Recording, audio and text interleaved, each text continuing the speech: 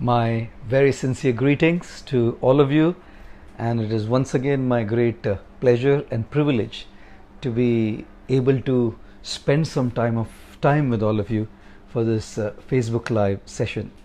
We have gone through a lot of questions that all of you have sent, and we've tried to consolidate those questions, and one by one we will try and answer these questions in our Facebook Live sessions.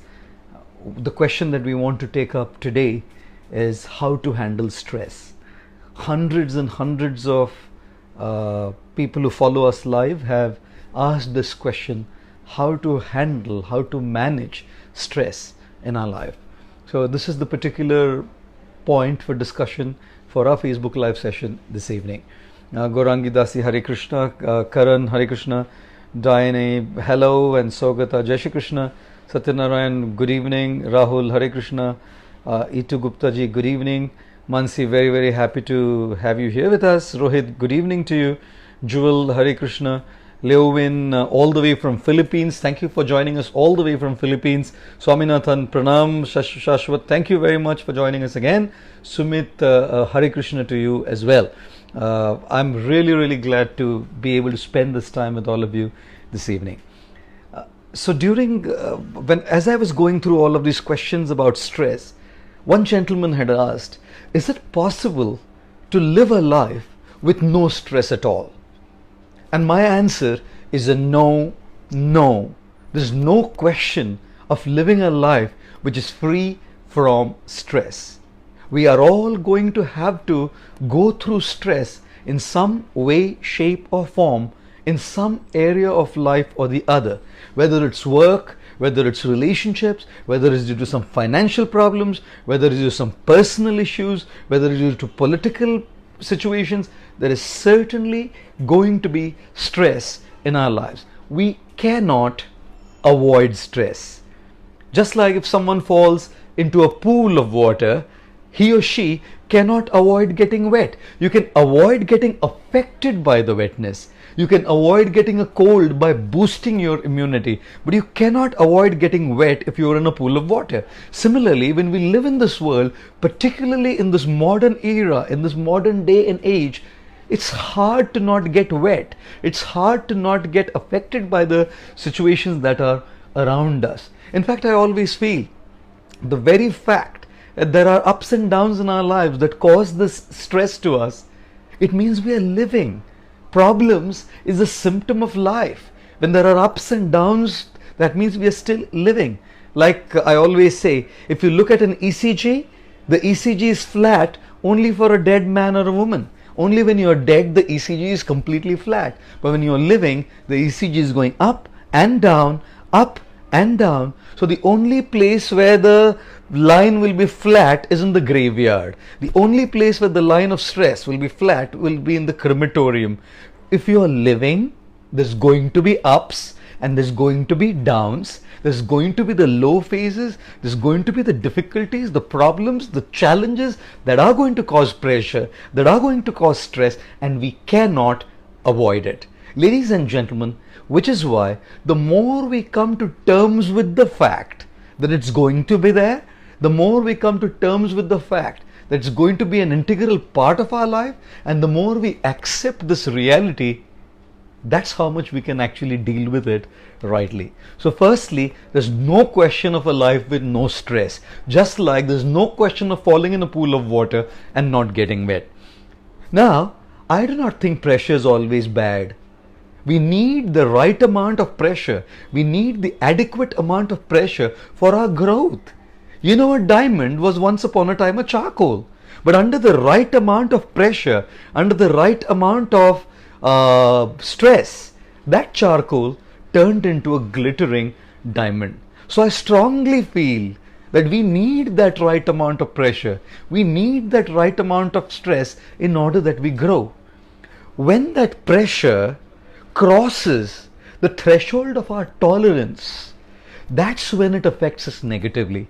When it's beyond our tolerance, so long as the pressure is handleable and it helps us grow, it's great. But as soon as that pressure crosses the boundary, it crosses our tolerance threshold, it starts affecting us badly.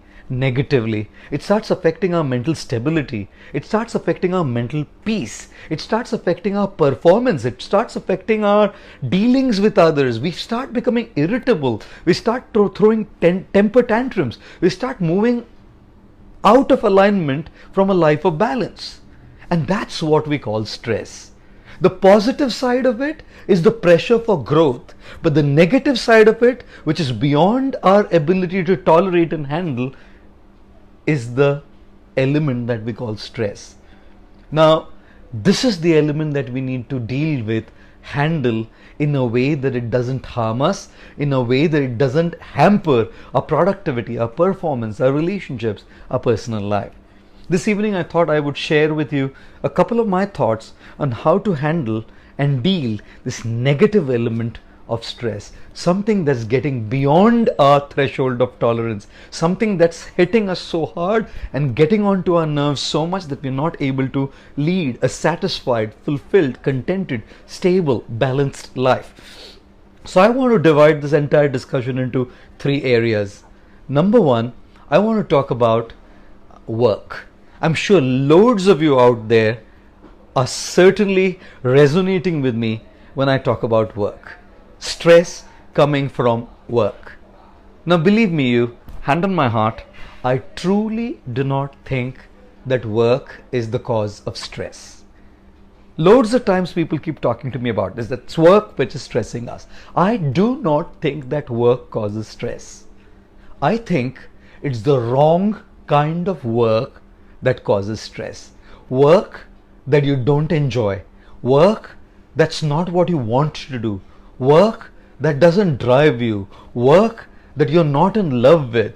When you do something that you don't like, when you do something that you don't want, when you do something that's not your calling, when you do something that you don't enjoy, what do you expect?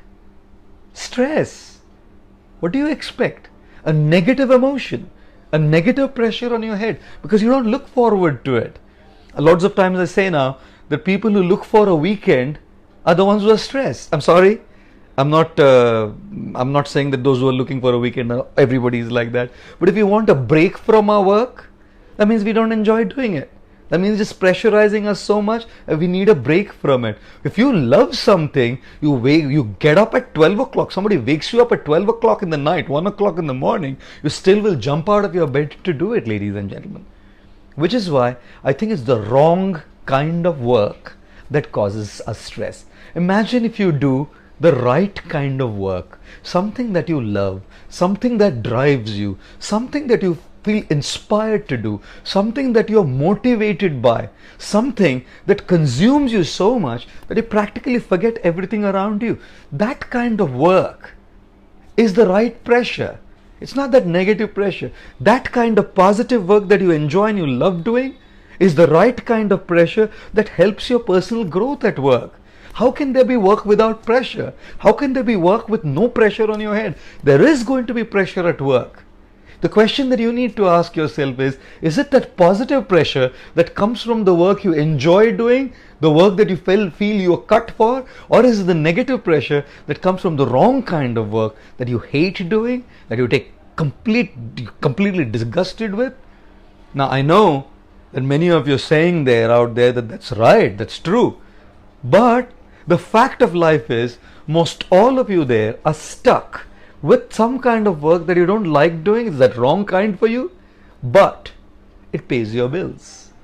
It takes care of all the bills. It takes care of all the taxes. It takes care of all the fees for your kids and children. It takes care of all the household requirements and needs that you have in your life. So, what do we do in such a situation? Don't you all there sometimes just feel so stuck in life, and I'm stuck with this work, I don't want to do it, I hate it to the core, but it pays off the bills. So I'm feeling stressed because I don't enjoy it, but it also it just gives me a paycheck which takes care of all our needs. What do we do in such a kind of a situation? The first thing you need to do is this. For those of you who are married or are in a relationship, you will know this. When you're in a relationship with someone or you're married, you don't like everything about that individual whom you're in a relationship with. There's certain things in that person whom you things that you just cannot handle, just cannot take, just cannot tolerate. There are other things in that individual which you're okay with, neutral, chalega, it's all right. But there are other things which you truly enjoy, which you truly connect to. No individual is perfect. No person whom you're going to have a relationship with is perfect. And so also, no job, no kind of work is perfect. There are going to be things in your work, in your job that you just don't like, which could also be a majority of it. There's going to be certain things in your life, in your work, which you may be okay with, but there may be some elements of your work, even one element in your work, that you may probably like a little bit.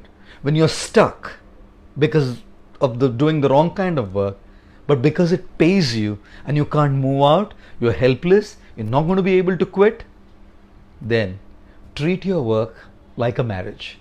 Treat your work like a relationship.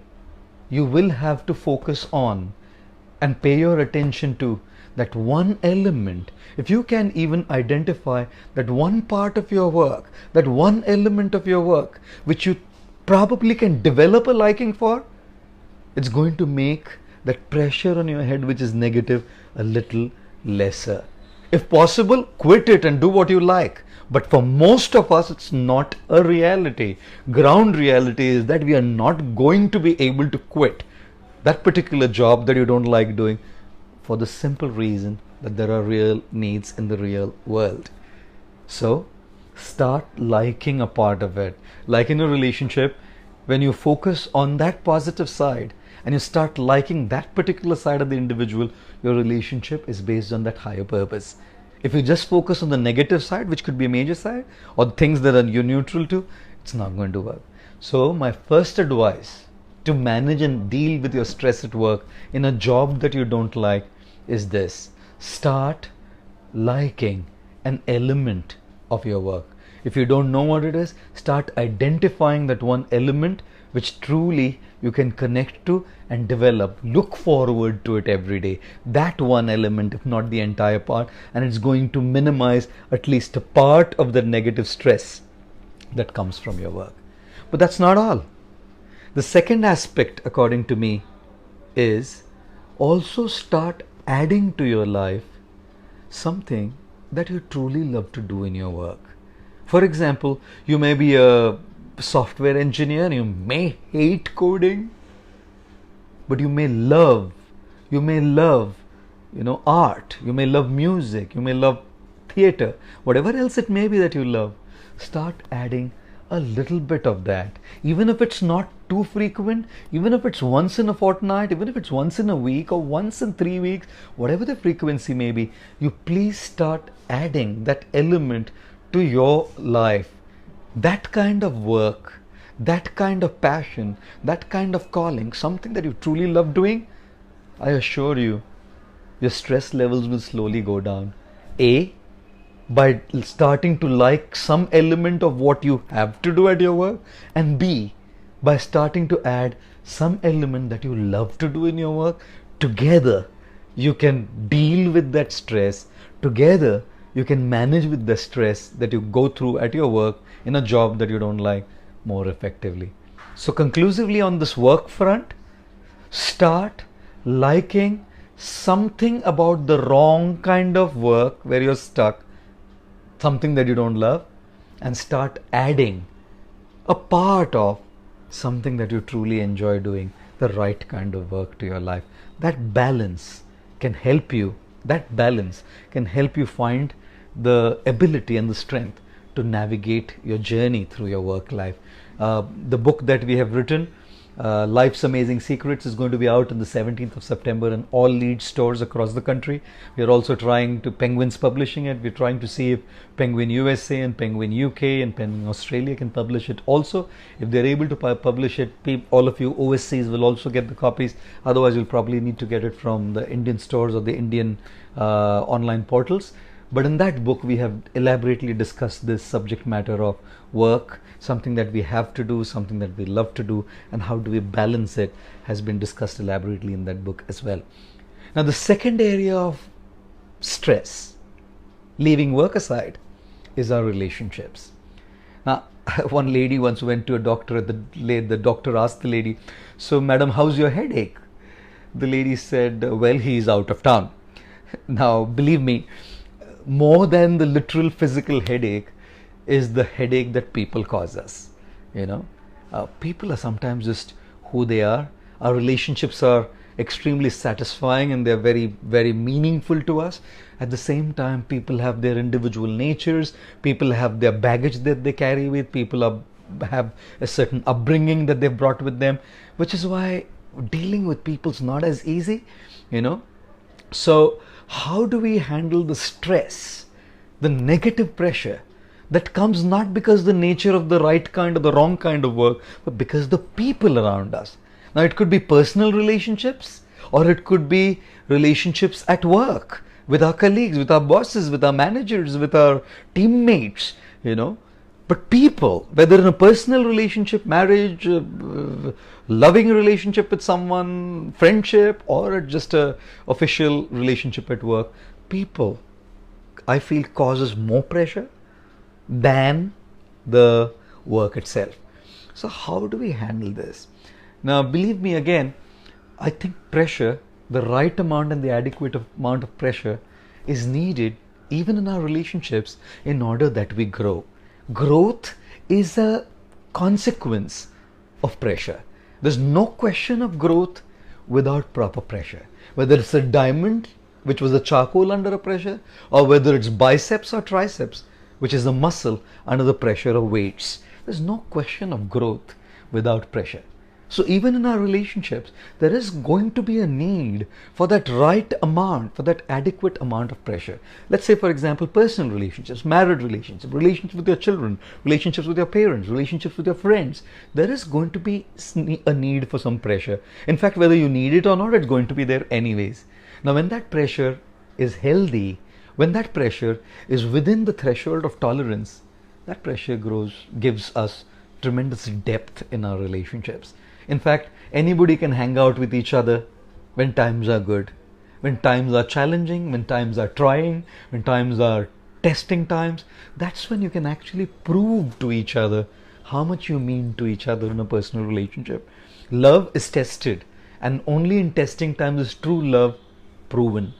And even at work, when there's a trying situation, when there's that pressure, difference of opinion, some kind of an uncomfortable misunderstanding going on with a colleague or a boss or a teammate, I feel very strongly even that pressure, when it's within the right boundary, is very important and good, because it allows us to focus on the higher principle of cooperation, synergy, syncing with each other, trying to adjust, compromise in a way that a team works well. So that pressure is good, even in relationships with people.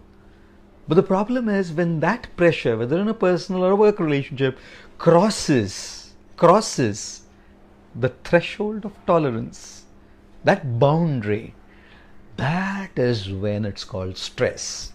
That is when it gets onto our nerves. That is when it brings in so much distress and so much mental anguish. Some people go into depression because of it. So how do we handle that? How do we handle people who are sometimes so pushy, people who are so dominating, that you kind of like, God, just give me a break from this guy. You know, whether it's a personal relationship or it is a work relationship. How do we handle it? So here are my 4 principles. I'd like to suggest to you these 4 principles. Believe me, these 4 principles work well in handling pressures, negative pressures that come from people. The first principle: change the frequency that your mind vibrates at. I'll explain what I mean. We are all vibrating at a certain frequency. Our mood, our attitude, our value systems, our belief systems, the way we are all vibrating a certain energy at a certain frequency. And the frequency of energy that we are vibrating at, we attract the same kind of energy from the other people as well. To give you a simple analogy, to give you a simple example, it's like you have a radio receiver and you're wanting to listen to some kind of a radio program tuning into FM channels, and you tune in your radio receiver to, let's say, 92.3 megahertz or whatever it is, FM, right? When you tune your radio receiver to 92.5 megahertz, or 92.3 megahertz FM channel, then you attract that 92.3 megahertz of a frequency to come towards your radio receiver, and that's when you listen to the program on your radio receiver. So you attract 92.3 megahertz frequency, which is there around, only when you tune your radio receiver to 92.3. So when the radio receiver is vibrating at that frequency, that's the frequency that's attracted. So we are all like that radio receiver. The kind of frequency at which we vibrate, our energy internally vibrates, we are going to attract that kind of energy from people. So the first thing that I want to share in dealings with people, number one, is change the energy, change the frequency that you are vibrating at. What does it mean in literal terms? What does it mean in practical terms when you're dealing with people? Here's what it means in very simple terms. You bring out the bad or the good side of the other person based on how you deal with them. If you deal with them rightly, with the right energy, the right frequency, you'll attract that right energy, right frequency from them. So that's number one. Try and attract the right kind of energy. Now that sounds good, but a lot of times, despite your giving the right kind of energy, the right kind of vibe, the right kind of frequency, the right kind of words, the right kind of dealings, the right kind of actions towards them, still people are who they are. You cannot change people's natures completely, right? You can change a little bit by your dealings and bring out the good side, but there's still going to be people who are very rigid, people who are very hardwired, people who are very stubborn and very deeply rooted into their habits because of their upbringing in terms of how they deal with others. So what do you do then?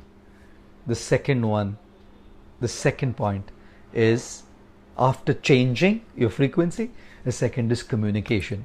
There is no substitute to clear, good communication. If you're being hurt by someone in your personal relationship, if you're being hurt by someone in a workplace relationship, I do not think there is a substitute to good communication. If you have a relationship, there's a great need that you communicate personally. But if you cannot, you will need someone who is an intermediate person, whether it's a boss at work, whether it's a friend in your personal relationship, whoever it is, to mediate and communicate, to talk to those people and tell them what about them is hurting you. A, how is it hurting you? B, C, why is it hurting you? And D, what could be done that this hurt that you feel can be stopped? What could be done to patch up in a way that this relationship moves on in the right direction and it doesn't seem to be too much on your minds in terms of stress and negative pressure? So yes, the second aspect is communication. What's hurting you? How is it hurting you? Why is it hurting you? And what can be done in a way that we can sort this out? So change your frequency, learn to communicate rightly. The third one, even despite communication, even despite speaking everything that you can clearly, either directly or with someone as a mediator between the two, both in personal and workplace relationships, or any relationship for that matter, believe me, still people can just remain who they are. I am sure you know this well. I've lived here in this monastery, in this ashram for 22 years. I've been an easy ride in terms of people. Sometimes people don't even have a bad intention. They don't have a bad intention. They don't mean wrong. But they're just who they are. That's their upbringing. That's their nature. That's their personality type. And it hurts you because your personality type is a different one. You've done communication. You changed your frequency. Still, that person's personality type doesn't change and it's still hurting you. What do you do then? And in a situation where you can't even move out. You're helplessly stuck. In a personal relationship or in a workplace, you can't move out. It's just necessary. It has to, like I said, work. It just pays the bills. What do? In such a situation, the third thing I talk about is consume yourself with something much higher in a way that this drama around you affects you less. The drama around you affects you more because you get consumed by the drama. But if you get consumed by something that's much higher than the drama, give yourself to your work. Give yourself to your passion. If you're at the workplace and this guy's playing a drama or that lady's playing a drama around, I'm saying communicate. I'm saying do what's the needful. Still that guy does or that lady continues to do that. You consume yourself with excellence. You consume yourself with a passion, a drive to get the best version of yourself. If you do not, that's going to keep hurting you. I know for sure, as I lived here, and there were people with the best intentions, good guys, nothing bad about them, but just the wrong type in terms of connecting to me. Completely different personality type. Hurts you. They just do things in a certain way, aggressive way, and you can't handle it, right? I learned one thing in all my 22 years. It has helped me grow so deep because I learned how to tolerate it, not based on tolerating, tolerate like that. Learned how to tolerate it by consuming myself with my passion, by consuming myself with what I love to do.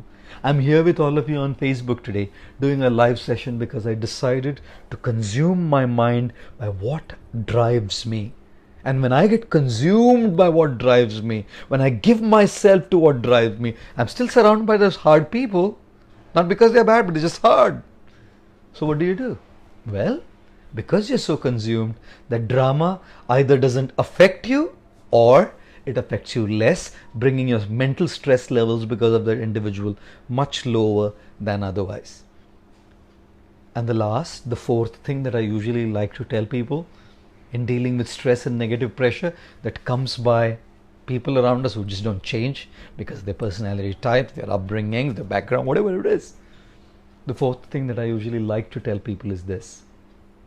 Last option. When it's an extreme case scenario. First, change the frequency at which you vibrate. Second, learn to communicate rightly. Third, get consumed by a purpose. Get consumed by what you love to do in a situation when you just can't move on. And the fourth is an extreme case scenario where it's so abusive in a personal or a workplace relation. It's so absolutely abusive that you come to the threshold of a breakdown. Take a break from that person. The last thing to do is take a break from that person. How do you take a break in a personal or a workplace relationship? The first thing is you cut off. That's the fourth point. Cut yourself off. How do you cut yourself off? You cut yourself off by moving away for a while. If it's a personal relationship, take a break, cut off, move away for a while and get your energy, get your inspiration, stabilize yourself so you can jump back in, consume yourself again and handle it in the future. But if you can't cut off just for that while, well, in some cases, you just have to cut off for good. Don't ruin your mental peace. Don't ruin your life. Work or personal, don't ruin it. Because you are valuable. Your peace is valuable. God created you not to be miserable. Misery is all around us. Like I said, factors of stress are there. But how do you handle it for yourself defines the way you live. Therefore, when I talk about relationships and people, these are the 4 C's. The first C, change the frequency at which you vibrate. Second C, communicate. Third C, consume yourself with your calling and passion. And the fourth C, cut yourself off for a while and jump back. And if it's just too much, you may have to just move out completely without ruining your life totally. The last and the third area that I really want to talk about in terms of handling stress is our personal life. So there's work that we spoke about earlier. Second is people and relationships that we spoke about. and the third is just personal life. And when we're talking about personal life, it's not work that's going wrong. It's okay. Work's going good. It's not people who are doing much. People are okay. It's just me. Some people just are who they are. They just everything to their mind, everything to their heart, and just get stuck inside. Things are going out great. Things outside are going great. But it's internally, my God. Some people take everything to heart. They're just so super sentimental sometimes. So super sensitive. And nothing's wrong literally outside, but they just take it too much. Somebody said something, he didn't even mean it. And it didn't even appear that he meant offense. We just take it and think, oh, he did that, she said that, he said this, he did that. That's what I call personal life. You know, how do you handle that stress? It causes you so much negative pressure. When you're too sensitive and keep taking these things internally, I think this is what we need to do. You know, I always say the same water that's responsible for a boat or a ship to sail through towards the shore or towards the bank, that same water is also responsible, the ship or the boat, to sink into the waters if there is a hole in it. If there's no hole in the boat sails across smoothly. But if there is a hole in the boat, water comes gushing in and makes the boat or the ship sink inside. So similarly, we are all going to be surrounded by so much pressure, like the water. So many things going on, so many issues going on. If we allow those things to regularly enter our minds, what do you think you're going to go through? You are going to go through stress. You are going to go through an emotional turmoil internally. I'll tell you something. We need to learn how to seal the hole of the heart. Which is why my advice is we need a good counselor. I mean, a counselor not as in a psychological counselor necessarily, a good mentor, a good guide who can help us understand, who can help us strengthen our emotions internally, who can help us deal with what we go through internally. Because work's okay, people around are not bad, but it's our mind that's taking it in too much. And the second thing that I advise people in dealing with this personal lack of stability inside, despite everything else going out well outside, is a spiritual practice, a sadhana. Last 22 years I've been chanting the Hare Krishna mantra, the names of God, every single day. And believe me, that connection to God, that connection to divinity, that connection to a higher power is very, very powerful to give us that internal strength, to give us that internal resilience, to give us that internal ability and capacity to handle those things that are around us, which not necessarily are causing stress from outside, but we are taking it inside and just stressing ourselves for no reason. Which is why when I talk about stress, I talk about the positive side of stress, which is responsible for our growth, and we should have it, like a stress or pressure on charcoal, which turns it into a diamond. But I also talk about the negative kind of stress, which is when that pressure crosses our tolerance threshold and starts hurting us. And like we discussed the three areas. Number one is work. And in work, the primary key line to remember is this: start liking a part, even a part of the wrong kind of work that you don't like but are stuck with to pay the bills. But also start adding at least a part of the right kind of work that you love doing. That balance will handle you deal with your stress properly. The second kind of thing we spoke about was people and relationships. And remember the 4 C's: change the frequency that you vibrate at.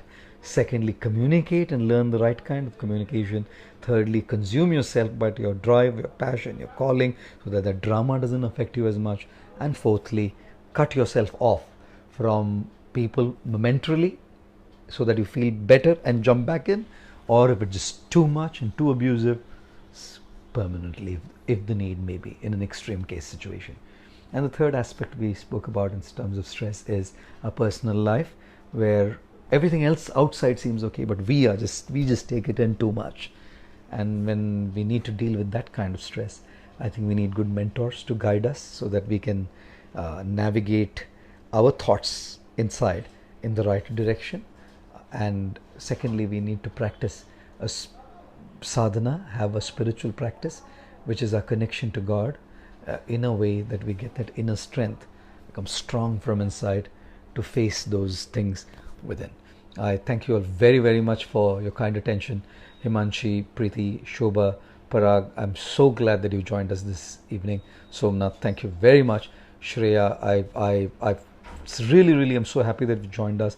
Astro, thank you so much for being with us. Neil Shakur, I'm very glad that you joined us. Arpita, thank you very much. Rishabh, thank you very much. And I want to take each of your names. We have 4,500 people online, and I don't know if I can take everyone's name. Princey, thank you very much for that question. Maybe we will answer that at a later point of time. Alka and Suman, thank you very, very much. In the next couple of sessions, whenever we meet next for our Facebook Live, I will consolidate all of the questions that you've asked and take one topic and many questions related to that. Like today, we had consolidated all the stress related questions and took the topic of stress. One day we'll take forgiveness, one day we'll take luck and destiny and karma and all of these things. And this way we can answer the questions. Otherwise, the number of questions are so many and of similar type, it can get a little hard to answer them one by one. So we will consolidate them and take them as topics to address during our Facebook Live session. Jaxia, thank you for joining us again. Deepak, thank you very much. Suruchi, thank you very much all the way for joining us all the way from Australia. Angel Sanchez, very, very glad that you're with us. Avijit, Ashu, thank you very much. I wish you all a great weekend ahead and looking forward to being with you for our Facebook Live session very soon again. Thank you very much. Hare Krishna.